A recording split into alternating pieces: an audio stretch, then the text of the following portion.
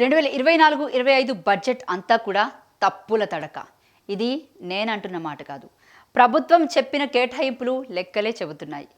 Budget ప్రవేశపెట్టే సందర్భంగా బట్టి విక్రమార్క అంబేద్కర్ స్ఫూర్తితో ప్రజాపాలన కొనసాగిస్తున్నాం, దేశానికే తెలంగాణను ఆదర్శంగా తీర్చిదిద్దుతున్నాం, తెలంగాణ తాత్కాలిక దీర్ఘకాలిక ప్రయోజనాలే ముఖ్యం, మాపై కొంతమంది సోషల్ మీడియాలో అసత్యపు ప్రచారం చేస్తున్నారని, అబద్ధపు వార్తలతో ప్రజలను మోసం చేస్తున్నారు, అబద్ధపు విమర్శలను తిప్పికొడుతూ వాస్తవాలను ప్రజలకు తెలియచేయడం మా బాధ్యత, అభివృద్ధి, సంక్షేమం, సుపరిపాలన అనే 3 అంశాలు మా నినాదమని అన్నారు. తెలంగాణ రైజింగ్ 2050 అనే ప్రణాళికతో సీఎం పాలనను ముందుకు నడిపిస్తున్నారు.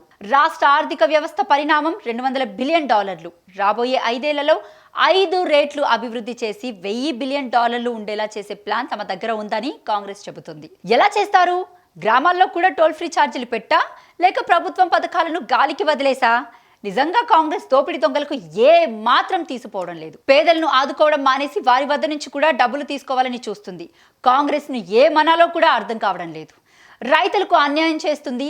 వారి ఏడుపులకు కారణం కావడమే కాదు, ఇప్పుడు టోల్ ఫ్రీ పేరుతో కొత్త దోపిడీకి రెడీ అవుతుంది.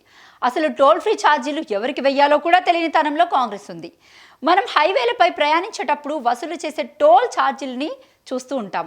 కానీ ఇప్పుడు ప్రభుత్వం గ్రామీణ ప్రాంతాల్లో కూడా వసూలు చేయాలని చూస్తుంది. రాష్ట్రంలోని రహదారులను హైబ్రిడ్ అన్యూటీ మోడల్ ద్వారా అభివృద్ధి చేస్తామని భట్టి అన్నారు. ఈ మోడల్లో 40% ప్రభుత్వ నిధులతో 60% ప్రైవేట్ డెవలపర్ల పెట్టుబడితో గ్రామీణ రహదారులను అభివృద్ధి చేస్తామని చెప్పారు.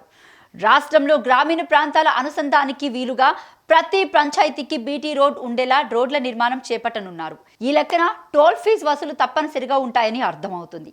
ఈ రకంగా కూడా ప్రజల నుంచి డబ్బులు వసూలు చేయనుంది కాంగ్రెస్ పార్టీ. గ్రామీణ రోడ్ల అభివృద్ధి అంటే ప్రజల కోసం చేస్తారు, కానీ కాంగ్రెస్ మాత్రం ప్రజల నుంచి డబ్బులు వసూలు చేసేందుకు చూస్తుంది.